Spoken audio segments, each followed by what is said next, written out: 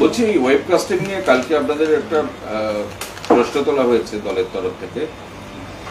আজকে মুখ্য নির্বাচনী আধিকারিক মনোজ আগরওয়াল মানে নির্বাচন কমিশন জানিয়েছেন যে এই 150 কোটি টাকার জরিমানা করা হয়েছে এই টেন্ডারে গাফিলতির অভিযোগে পশ্চিমবঙ্গের সংস্থাকে, কারণ লাইভ স্ট্রিমিং এর ক্ষেত্রে দুর্নীতি হয়েছে, ওয়েবকাস্টিং এর ব্ল্যাক ফুটেজ কোথায় আছে, অনেক ক্ষেত্রে কমিশনের নির্দেশ মানা হয়। দেখুন, এই বিষয়ে আমাদের দলের তরফ থেকে যা বলা হয়েছে আমরা সেই বক্তব্যে অনড় থাকছি এবং আমাদের দলের তরফে নির্দিষ্টভাবে যে অভিযোগ আনা হয়েছে এখন সেটা থেকে নজর ঘোরাতে এরা এই ধরনের নানা ধরনের অপযুক্তি অপপ্রচারের আশ্রয় নিচ্ছে। আমাদের দল যা অভিযোগ করেছে সেটা সঠিক অভিযোগ করেছে। সকাল থেকে একটা ভিডিও শুভেন্দু অধিকারী সুকান্ত মজুমদাররা পোস্ট করছেন যেখানে দেখা যাচ্ছে যে পিয়ালি দাস মাম্পি তিনি অভিযোগ করেছেন যে সন্দেশখালী থানা থেকে ওসি বলাই ঘোষ তাকে তৃণমূল কংগ্রেসে যোগ দেওয়ার জন্য প্রেশার দিচ্ছে। বিষয়ে কিছু বলতে পারবো না, কারণ এর আগে ওনারা অনেক লোককে শিখিয়ে নানা রকম অপপ্রচার করিয়েছিলেন, সেগুলো সমস্ত তো পরবর্তীকালের আপনারা দেখেছেন, সে ভিডিওগুলো তো ফাঁস হয়ে গেছে। ওদের দলের নেতাই বলেছে যে এর জন্য টাকা এসেছে, অমুক এসেছে, তমুক এসেছে, ফলে ওনারা কাকে দিয়ে কি অভিযোগ করাচ্ছেন সেগুলো নিজেরাই সামনে আনছেন। এসব হাস্যকর। ওনাদের অপপ্রচার, মা বোনেদের সম্মান নিয়ে তারা যে ছেলেখেলা করেছেন, বাংলার সম্মান নিয়ে ছেলেখেলা করেছেন, এগুলো সব এক্সপোজড হয়ে গেছে। ফলে ওখানে বিজেপির কোনো জায়গা নেই, বিজেপি ছেড়ে মা বোনেরা সব চলে যাচ্ছেন।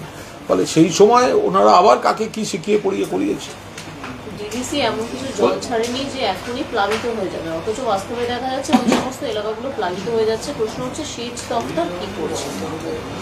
না, এটা তো একে হচ্ছে বর্ষাকাল, বৃষ্টি হচ্ছে, তার সঙ্গে ডিভিসি জল ছাড়া, সব মিলিয়ে কিছু জায়গায় সেটা রাজ্য সরকার প্রশাসন তারা সবটা দেখছেন।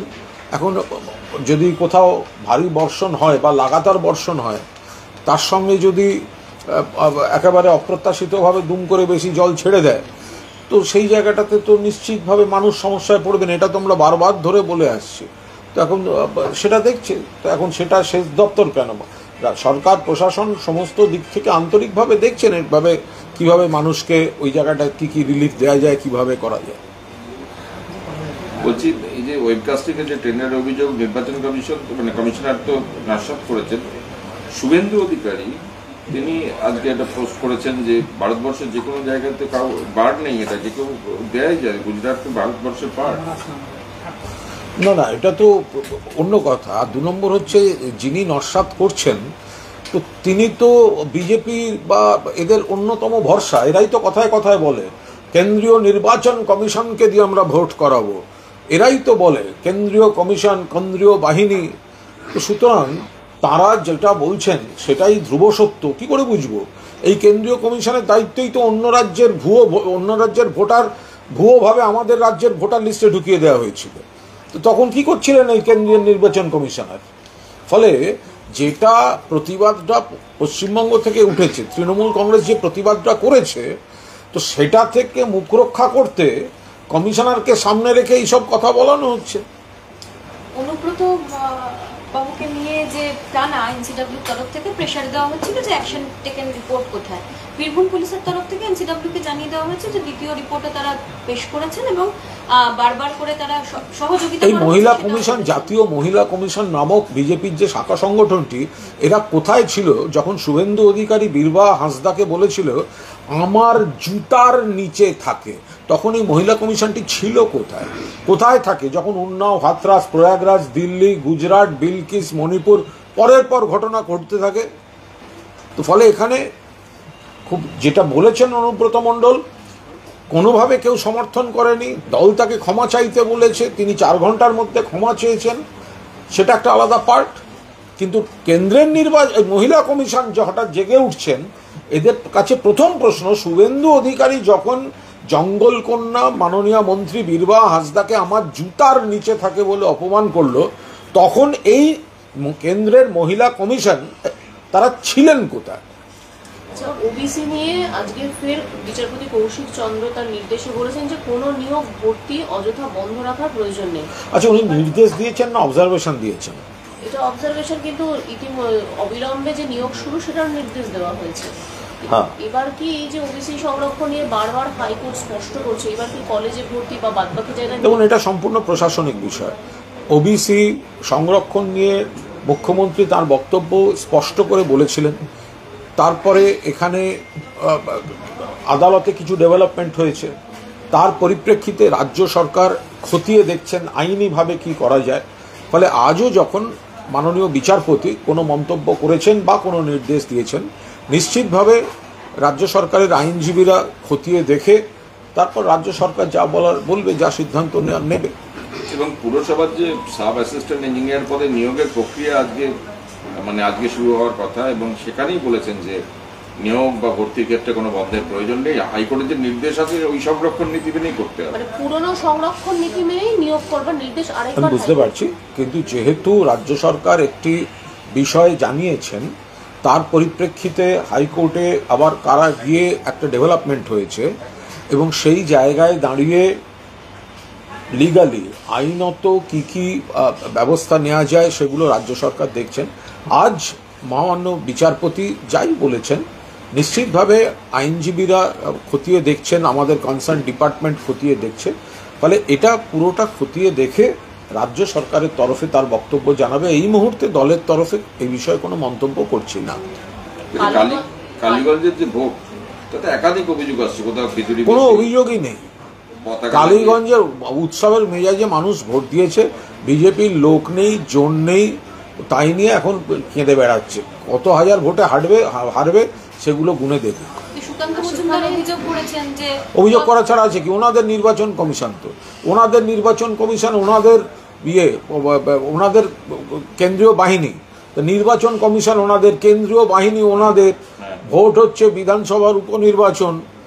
তো ওনাদের লোক নেই, জোর নেই, ভোটার নেই, সংগঠন নেই, শুধু অভিযোগ করলে চলবে? আর বিজেপি প্রার্থী মধ্যমা দেখিয়ে বিতর্কে পড়েছেন কালীগঞ্জে। হ্যাঁ, মানে আউলটার ওই গন্ডগোলটা না করলেই পারতেন। অর্জুন সিং তিনি অভিযোগ করছেন যে এসিপি জগদ্দল বিশ্বজিৎ পাত্র তার কলার ধরেছেন। এই ছবিও দেখা গেল যে পুলিশের সাথে রীতিমতো ধস্তাধস্তি করলেন। এই নিয়ে কোনো মন্তব্য করবো না। বারবার করে ভাটপাড়া, ইচ্ছাপুর, অর্জুন সিংকে কেন্দ্র করে ঝামেলা। অর্জুন সিং চাইছেন একটু খবরের কেন্দ্রে থাকতে, তো সুতরাং উনি ওনার মতো করে একটা মঞ্চ সাজিয়ে নিচ্ছেন। তো উনি ওনার মতো করছেন, ভালো। উনি আসলে দেখছেন ওদিকে দিলীপবাবু বিয়ে করে শিরোনামে চলে গেলেন, শুভেন্দুবাবু রোজ একটা না কিছু ঘটিয়ে বসছেন, সুকান্তবাবু লোককে অপমান করতে চটি ছুঁড়ছেন। ফলে ওনাকেও একটা কোনো না কোনো কিছু তো একটা করতে হবে। ফলে উনি নিজের মতো করে একটা মঞ্চ সাজিয়ে নিচ্ছেন।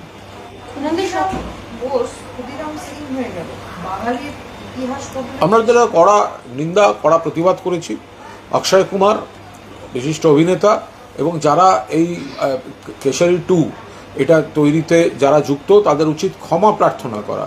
এটা একদম পরিষ্কার ক্ষমা চাওয়া উচিত। যেভাবে স্বাধীনতা সংগ্রামে বাংলার স্বাধীনতা সংগ্রামীদের বিকৃতভাবে উপস্থাপিত করা হয়েছে, ক্ষুদিরাম বোসকে ক্ষুদিরাম সিং ভাবা যায় না।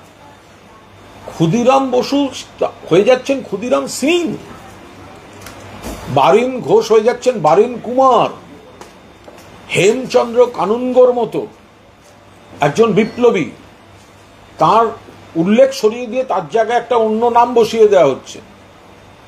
আমরা তীব্র প্রতিবাদ করেছি, এটা হতে পারে না। এটা বাঙালি স্বাধীনতা সংগ্রামীদের অপমান করা, বাংলার ইতিহাসকে অপমান করা। ফলে এই অক্ষয় কুমার বলুন বা যারা যারা যুক্ত, তাদের এটা প্রকাশ্যে ক্ষমা চাইতে হবে যে বাংলার স্বাধীনতা সংগ্রামীদের যেভাবে বিকৃত করা হয়েছে, অপমান করা হয়েছে, এটা কোনো অবস্থায় বরদাস্ত করা হবে না।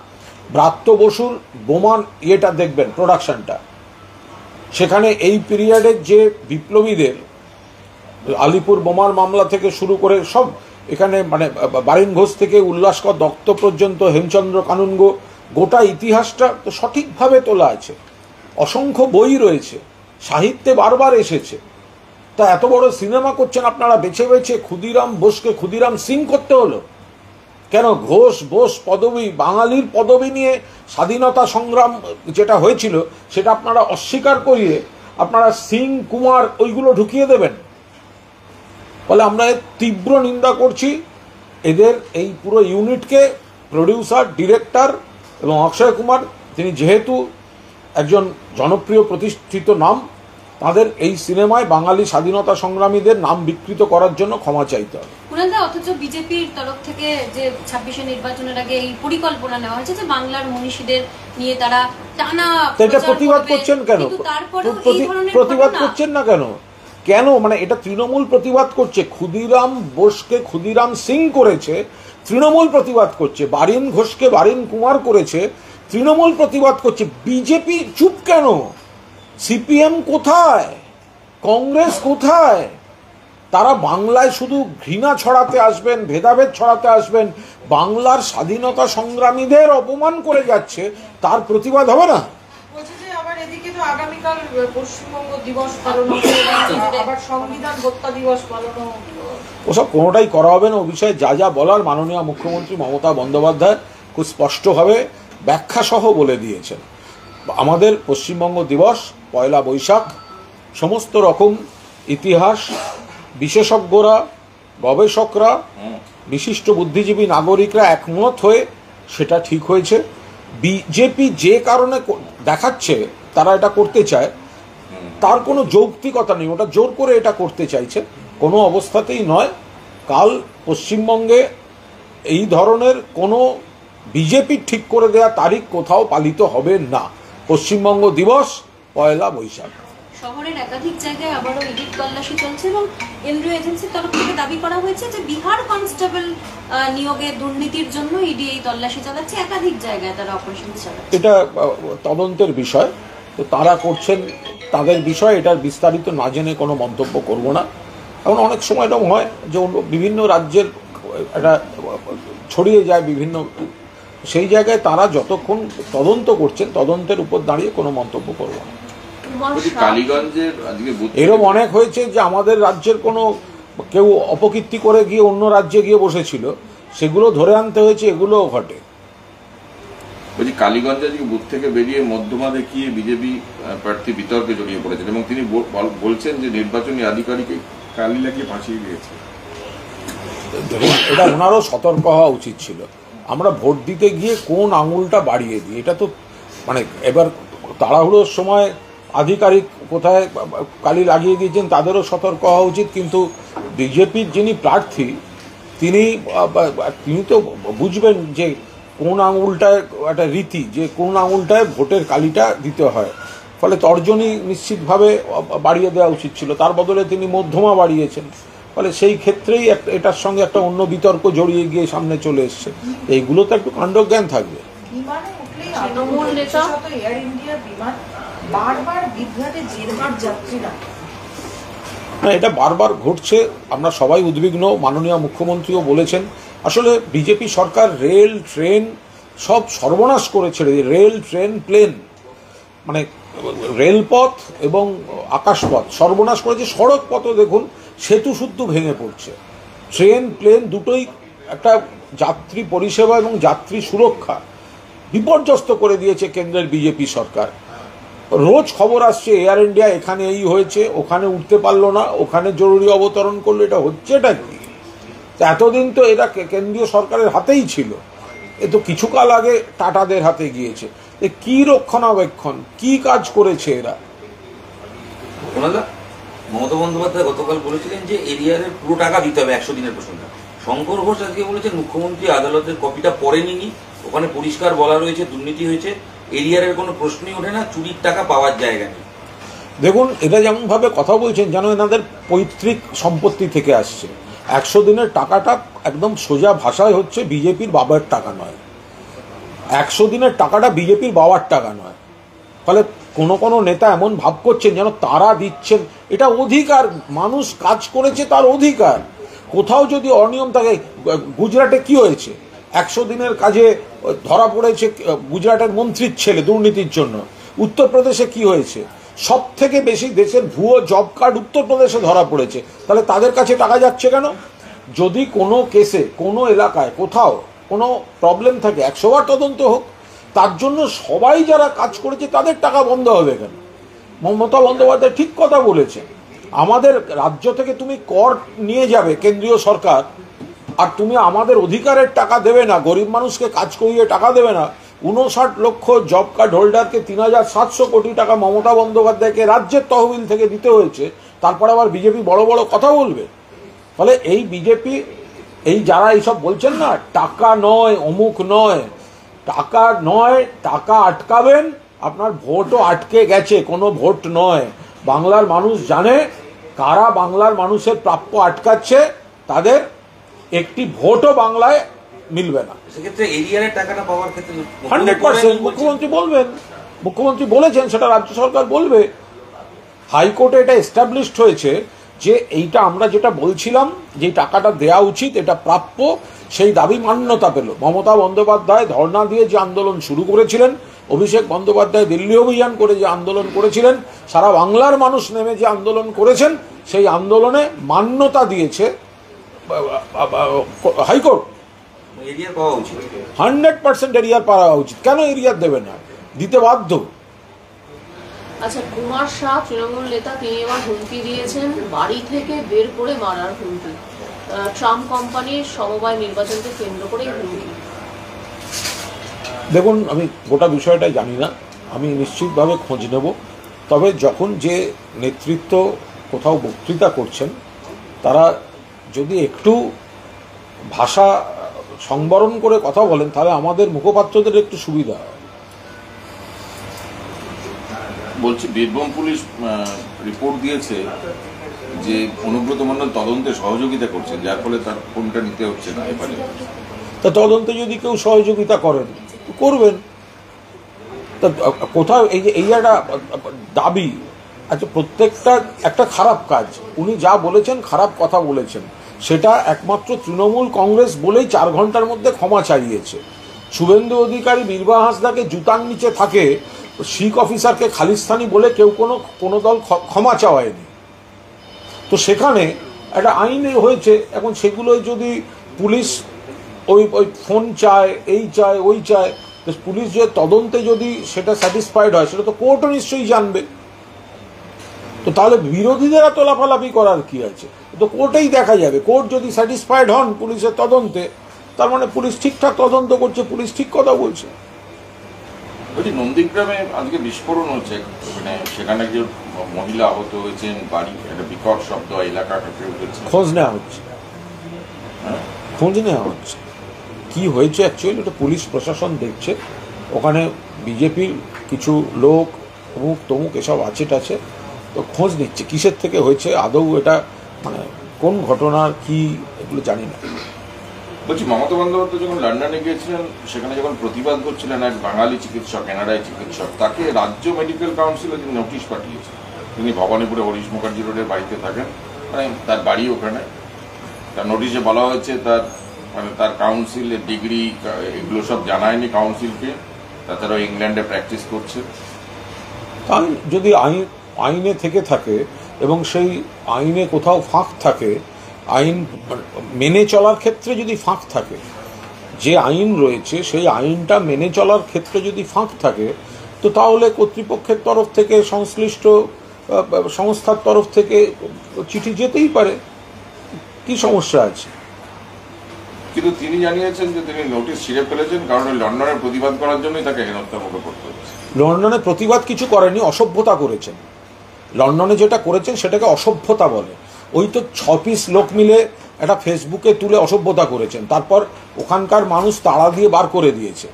মুখ্যমন্ত্রী একটা বাংলার উন্নয়ন নিয়ে কথা বলছেন, ওখানকার আমন্ত্রণে গেছেন, সেখানে দাঁড়িয়ে কলকাতার বাসী হয়ে তিনি প্রাক্তন সিপিএম না বিজেপি, ওখানে বিজেপি আর সিপিএমের কয়েকজন বা নকশাল, ওই 6 জন, তারা ওখানে দাঁড়িয়ে একটা গোলমাল করার চেষ্টা করেছিলেন। তো অসভ্যতা তো বটেই, অসভ্যতা করেছেন। এখন কথায় কথায় ওইসব নাকি কান্না কাঁদলে হবে? অসভ্যতা করেছেন, তারপরে নানা প্রশ্ন, আপনি প্রশ্ন করছেন, সাজানো প্রশ্ন করছেন, মিথ্যা প্রশ্ন করছেন, আর আপনাকে প্রশ্ন করলে দুঃখ পাচ্ছেন। বিধানসভায় আমি ওনাকে বলছি, দিনক্ষণ তারিখ জানিয়ে কলকাতা বিমানবন্দরে পা রাখুন। দিনক্ষণ তারিখ জানিয়ে যারা উদ্দেশ্য প্রণোদিতভাবে মুখ্যমন্ত্রীকে ভাষণের সময় অক্সফোর্ডে অসভ্যতা করেছে, ওই বিজেপি, সিপিএম আর উগ্র বাম কেউ কেউ, যদি সৎসাহস থাকে ওইখানে ওই 6 জন মিলে নাটক করা, নাম ঠিকানা জানিয়ে, ওই ফ্লাইট জানিয়ে কলকাতা বিমানবন্দরে পা রেখে কলকাতায় দাঁড়িয়ে ওই অসভ্যতাটা একবার করে দেখান। বলছি বিধানসভায় এমএলএদের এই গাড়ি চেক করা নিয়ে দুদিন ধরেই ঝামেলা হচ্ছে। আজকে বলতে পারবো না, এটা বিধায়করা বলবেন এবং ওখানে আমাদের পরিষদীয় নেতারা আছেন, তারা বলবেন। অগ্নিমিত্রা পাল বলছেন যে মুখ্যমন্ত্রী গাড়িও চেক করতে হবে। যে গাড়িটা পুরো নিরাপত্তা কভারেজের মধ্যে থাকে, তো সেই গাড়িটা আলাদা করে চেকিংয়ের কোনো দরকার পড়ে কি? তো যে কোনো সুস্থ লোক বলবে যে প্রধানমন্ত্রী কোনো অনুষ্ঠানে যাচ্ছেন, তো সেখানে বাকিদের গাড়ির চেক আর প্রধানমন্ত্রীর গাড়ির চেকের তফাৎ থাকে, কারণ মুখ্যমন্ত্রী, প্রধানমন্ত্রী, রাষ্ট্রপতি এদের গাড়িগুলোই তো একটা চেকিং সিস্টেমের মধ্যে থাকে, নিরাপত্তা বলয়ের মধ্যে থাকে। এই ধরনের মানে সব কোনো মন্তব্যের কোনো গুরুত্ব নেই। বলছি বোলপুরের পর আজকে সিউড়িতেও শুভেন্দু অধিকারী নারী সম্মান যাত্রা শুরু করেছে। শুভেন্দু অধিকারী, আপনারা শুধু, আপনি বারবার আপনাদের বলছি, আপনাদের তৃণমূলের কেউ কথা বললেই আপনাদের আর্কাইভ থেকে তৃণমূলের ছবি বেরোয়। তো শুভেন্দু অধিকারীর আর্কাইভ থেকে একটা, এই যে নারী সম্মান এত প্রশ্ন করছেন, তো আপনারা এত বড় বড় সব চ্যানেল, তৃণমূলের কে বলল, তার আগে কি বলেছেন, ডেট দিয়ে আবার ছোট্ট করে সুন্দর করে এত সাল এত অমুক, তো একবার দেখান না যে শুভেন্দু অধিকারী বলছেন যে বীরবাহা হাঁসদাকে আমার জুতার নিচে থাকে বীরবাহা হাঁসদা। আরে একজন মহিলা আমাদের ঘরের মেয়েকে বলছে জুতার নিচে থাকে, সে করছে নারী সম্মান যাত্রা, এটা কোনো কথা হলো? এসব ভেগধারী। তো দয়া করে চ্যানেলগুলো একটু ওই ফুটেজটা একটু দেখান না। আর শঙ্কর ঘোষ বলে দিস আর মাম্পি সব হয়ে গেছে। Thank you. ওকে। শিখ এক পুলিশ আধিকারিককে জুতো ছুঁড়েছিল, তার প্রতিবাদ। দেখুন, শিখ সম্প্রদায়ের আবেগে আঘাত করেছে বিজেপি বারবার। এটা কি হচ্ছে? শিখ অফিসার, তাকে দেখে এর আগে বিরোধী দলনেতা বললেন খালিস্তানি। মানে কি? পাগড়ি পরে আছেন বলে খালিস্তানি? পাগড়ি ওনাদের একটা প্রতীক, একটা পবিত্র জিনিস, তাকে বলে দিলেন খালিস্তানি। আবার সুকান্ত মজুমদার বিজেপি সভাপতি জুতো ছুঁড়ছেন পাগড়ির উপর। তো শিখ সম্প্রদায়ের আবেগে আঘাত লাগবে না? একটা দুঃখ প্রকাশ পর্যন্ত করছে না, একটা ক্ষমা পর্যন্ত চাইছে না, বড় বড় কথা বলছে আর এই ধরনের ভেদাভেদের ঘৃণ্য রাজনীতি করে যাচ্ছে। তো সেই জন্যই শিখ সম্প্রদায়ের আবেগে আঘাত লেগেছে, তারা বিক্ষোভ দেখিয়েছেন। আজকে সুকান্ত মজুমদার বজবজে গিয়েছিলেন, এখনো আছেন সেখানে, একটা বিজেপির কর্মীদের বাড়িতে গিয়েছিলেন। ওখানে 100 দিনের কাজের যারা কর্মী, তারা তো রীতিমতো জুতো ছুটছে। তো বিজেপি নেতারা যেখানেই যাবেন তাদের তো কৈফিয়ত দিতে হবে যে 100 দিনের কাজ কেন তারা টাকা দিচ্ছেন না। তো মানুষের ক্ষোভ থাকবে, শ্রমজীবী মানুষ, কাজ করিয়েছেন, টাকা দেননি। টাকাকে দিয়েছেন মমতা ব্যানার্জি। কতজনকে 59 লক্ষ জব কার্ড হোল্ডার, কত টাকা? 3700 কোটি টাকা কোথা থেকে দিয়েছেন? বাংলার নিজের তহবিল থেকে। কারা টাকা দেয়নি? কেন্দ্রীয় সরকার টাকা দেয়নি। কারা বলছে দিতে দেবো না? এই বিজেপির নেতারা বলছে দিতে দেবো না। তো সেই জায়গা থেকে দাঁড়িয়ে মানুষের ক্ষোভ থাকবে। প্রথমত ওখানে গিয়ে তিনি ধর্মের নামে ভেদাভেদ করতে গেছেন, ফলওলা বাড়ি গেছে, সেই জায়গায় তুলসী গাছ পুঁতে দিয়েছেন, নোয়িং ফুললি ওয়েল ফলওলা রুটি রুজির জন্য আসবে, সেখানে বসতে যাবে, তখন ওনারা গিয়ে তুলসী নিয়ে রাজনীতি করবেন। একটা পবিত্র জিনিস তুলসী, তাই নিয়ে রাজনীতি করতে যাচ্ছেন। তো এবার তার সঙ্গে 100 দিন, আজকে হাইকোর্টের রায় প্রমাণিত হয়ে গেছে যে রাজ্যের দাবি ঠিক ছিল।